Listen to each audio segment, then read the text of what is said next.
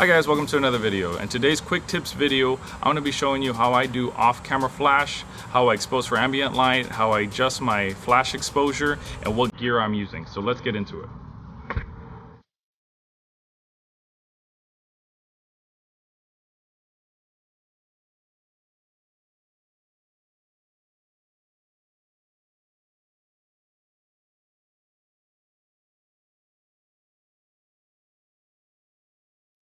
Alright, so the gear that I'm using today, I got the Sony a7 III, and then I'm using the 85 1.8 Sony FE lens. Okay, so that's the first thing. Obviously you need is a camera. Right.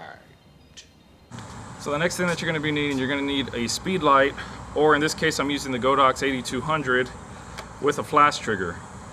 And the reason for this is you need something that's made from the same company, same brand, so that they can communicate with each other. If you get some stuff that's off-brand, sometimes you have some issues with communication and the flashes don't fire. So it's recommended that you get the Godox trigger with the Godox flash. That way there's no issues on a shoot. And so the flash modifier that I'm using is the Magbox. It's the 24 octo. It's a really quick, easy setup. I like it. It's easy and convenient for all these shoots that I do. And then the stand that I'm using is just a Manfrotto Nano stand. It's really compact. It folds away super tight and neat. And so I can store all this stuff in my trunk, and it doesn't take up a lot of space. So one of the things to consider when you're buying these flashes, that you want these flashes to have high-speed sync. That's why I always recommend the Godox systems, because they're the best bang for your buck, and they're going to have high-speed sync. What basically high-speed sync is, it allows you to shoot at a shutter speed that's going to be higher than 1/200th or 1/250th of a second, which was the old school way of doing things, where people used to be stuck at 1/200th of a second and they couldn't shoot faster than that because the old flashes didn't have high-speed sync.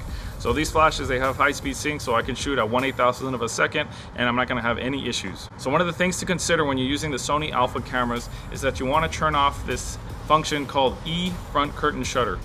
And I don't know what happens, I don't know the science behind it, but basically if you have it on and you're using flash and you're using high-speed sync, you're going to get this weird banding that goes across the photo, and it's unfixable once you're in post. So if you go to your menu settings and you go to tab 2, page 4, you're going to see E front curtain shut. You're just going to click it and you're going to turn it off before you start using your flash. That way you don't get that weird banding that goes across your photos. All right, so let's get started.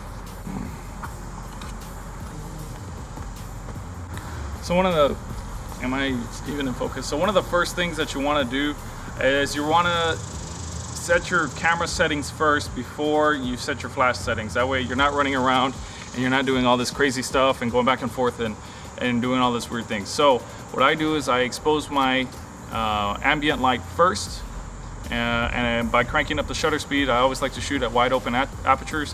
So then I'm going to crank up the shutter speed to kind of control the background light might be a little bit too bright, and then we'll add in the flash. So let's see how that looks. Let's take a photo.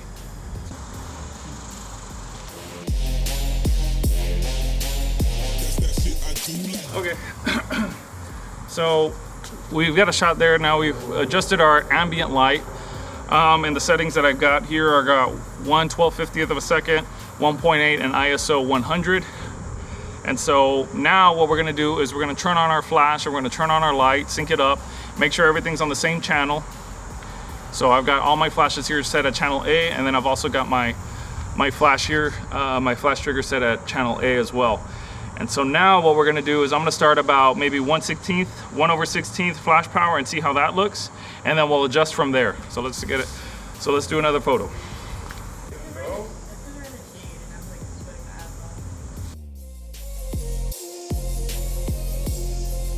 So we took that one photo there, and as you can tell, there's probably not a lot of difference from the previous photo. So that means we need to increase our flash power just a tad bit more.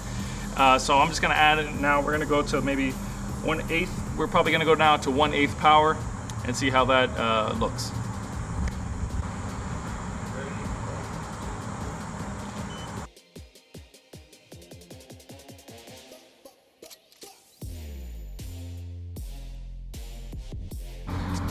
So 1/8 power seems to be to do the trick there.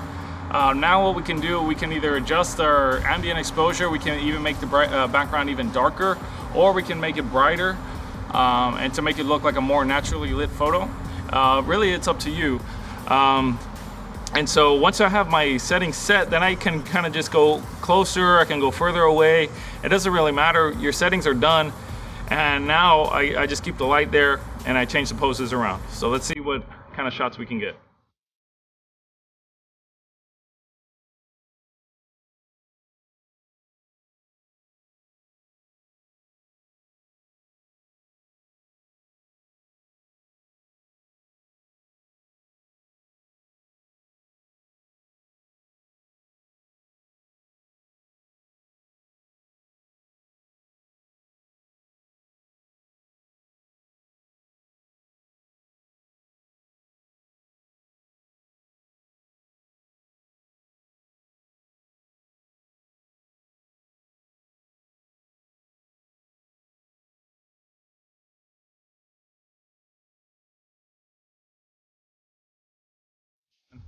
It's pretty simple stuff. You just kind of like adjust your ambient exposure, and then you just fill in with a flash. It's not that it's not that hard. A lot of people don't like using flash because they feel like it's complicated. It's too hard to learn, but it's not. Once you learn how, you go out there and you practice, set ambient exposure, then you set your flash power. That's pretty much it. Ambient, flash power, ambient, flash power. If you want a more dramatic photo, you're gonna set your ambient exposure a lot darker.